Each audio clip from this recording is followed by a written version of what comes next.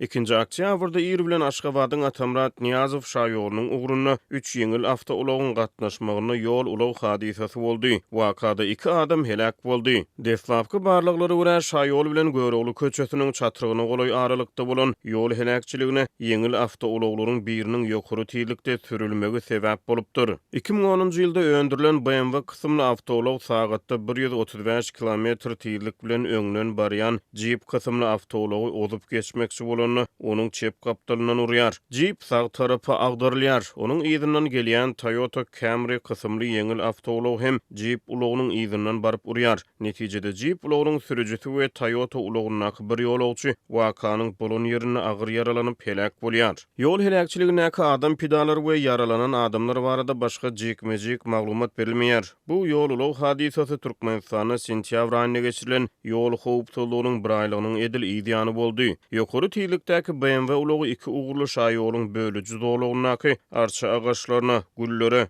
ýol ışıklandırış sütününe we 2 san ýol belgisine de ziyan ýetiripdir. Şäher häkimetleri ilkinji nobatda BMW ulogynyň sürüjisine ýoluň ugrunak agaçlara, güllere, ışıklandırış sütünlerine we ýol belgilerine ýetirilen ziyan üçin 100 miň manat çemeti jerime töleginiň ýazyljakdygyny duýdurypdyrlar. Wakanyň şaýatlary şäher häkimetleriniň esasan ýol gyralaryna beton erňekleri, ışıklandırış çyralaryna, arça agaçlaryna we güllere ýetirilen ziyanyň öwediniň dolunmagy ugrunda birinjilik bilen tagallaýanykdyny aýdýarlar. BMW ulogy bölüji dolokdan aşyp garşy tarafa da geçipdir. Ýöne garşy hereketden gelýän uloglara ziyan ýetmändir. Azatlyk radiosyna wakanyň bolan ýerinden gelip gowşan suratlarda ýol hadisasyna uçuran ak renkli BMW kysymly ýeňil awtomobil ulogyny görmek bolýar. Ulogyň öň tarapyna ziyan ýetipdir. Şeýle-de suratlarda bölüji dolokdan asfalt ýoly tarap ýykylan arça agaçyny we awtoulogyň iýiz tarapyna bolsa bir tarapa çala egilen uly ışıklandırış sütünini görmek bolýar. Suratlar ýeňil awtoulog heniz wakanyň bolan ýerinden alınıp gidilmänkä hemde gün sähel asmana göterilip ýöne heniz guşlugy galmanka düşürilipdir. Polisiýanyň ýol gödäwçiligi gullugy Türkmenistana adam pidalaryna getirýän ýol ulaw hadisalary barada hasabat bermeýär. İçeri işler ministrligi ýol helakçylykları barada hasabatları çap etmeýär. Döwlet gödäwçiligine media serişdeleri hem ýol hadisalaryny agdamaýar. Azatlyk radiosynyň habarçylary adam pidalaryna getirýän köçe ýol hadisalary barada ýygyderlik habar berýärler. Şu ýylyň özünde diň Azatlyk radiosynyň habar beren 12 çemesi ýol ulaw hadisalaryna ýurt boýunça adynyň 35 adam helak boldy. Ýylyň dowamyna köp sany ulaw helakçylykları sebitleriniň arasyna 20 magistrallarda bolup geçdi. Türkmenistanda bolýan ýol hadisalaryna sürüjileriň ýol hereketiniň düzgünlerini berjaý etmeli. Şol sany ýokary tiýlikde sürmegi we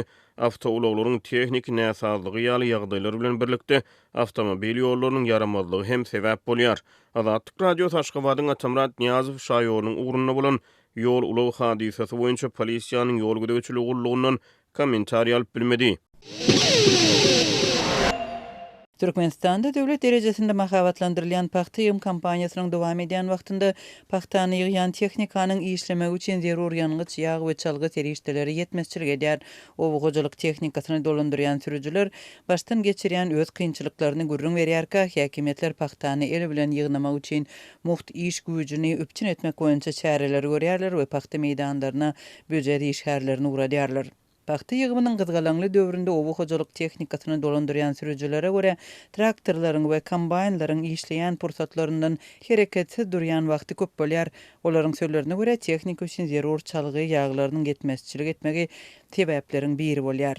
Kombaynlaryň hasaba duran kolhoz awtoparkyny wagtly tehnikanyň işlemegi sagatlaryna çalgy ýagy berilmeýär. Şeýle-de azyndan her 2 ýylda çalışmaly antifrizi bermeýärler. Diýip Lewaply kombaynçy gürrüň berdi. Azatlyk radiosu bilen anonim gürleşen yerli kombayn sürüjüleriň we mehanizatorlaryň ençemesi özleriniň daşary ýurtda öndürilen John Deere kysymly tehnikany ulanýanlygyny we onuň üçin ýörite çalgy ýaglarynyň gerek bolýanlygyny aýdarlar. Kombaynlar üçin John Deere kompaniýasynyň öndüren 200 litrlik gaplardaky çalgy ýagy şeýle-de antifriz daýhan birleşiklerine dogly derejede gelýär. Paxta ýygýan kombayn işlemeli tagadyny işlän soň onuň çalgy ýagyny çalışmaly wagty gelýär. Emma paxta meýdanlarynda işleýän tehnika çalgy ýagy wagtynda berilmän soň onu çalışmazdan işläp durýar we tandan çykýar. Kompýuterleşdirilen kombaynlar texniki üçinçiligi wagtynda berjaý edilmese, ses edip ekin meýdanynda üçüp galýar.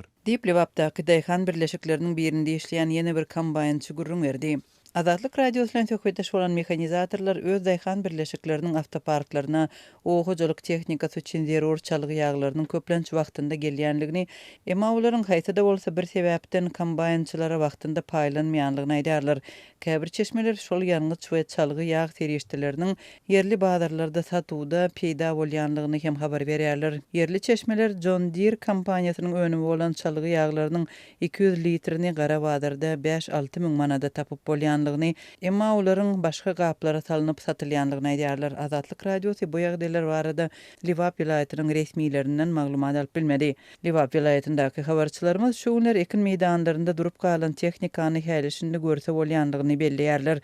Haýty paxta meýdanyna tineten kombaýnlaryň 1-2 sagat paxta ýygnasa galan wagty duranlygyny görse bolýar diýip habarçylarymyzyň biri aýdýar. Bu aralykda ekin meýdanlarynda paxta esasan el bilen ýygnalýar. Yerli häkimetler paxta ýygymy işlerini adam güýji bilen öpçün etmek boýunça çäre görýärler.